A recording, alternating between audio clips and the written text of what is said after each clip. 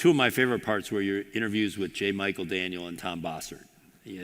After they had left the administration, right? They weren't currently with the administration when you were dealing with them.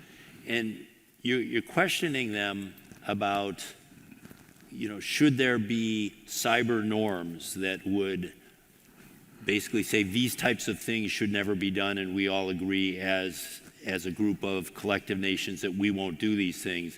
And both of them said, not so fast. J. Michael Daniel said, we don't want to take any options for ourselves off the table. And Tom Bossert said something very similar when you suggested that we might want to do that. There are circumstances where we might want to do something very similar to many of the attacks you describe.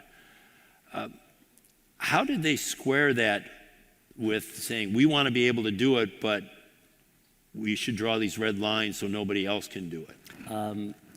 The reason that they both gave, because I did these kind of exit interviews with both of them, was that they didn't want to draw that red line because they want to be able to do these things themselves, as you said.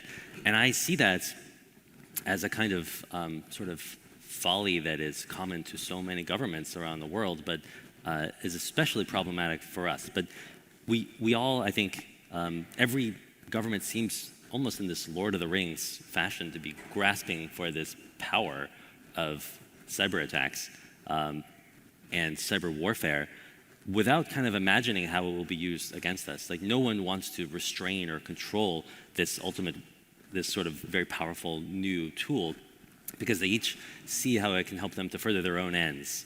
And it is a dangerous kind of incentive system where no one actually is trying to control, set red lines, create some kind of Geneva Convention for cyber war, because we all want to, as you said, or as maybe J. Michael Daniel said, keep all our options on the table. But that's not acknowledging the fact that we, in many ways, are the most vulnerable of all.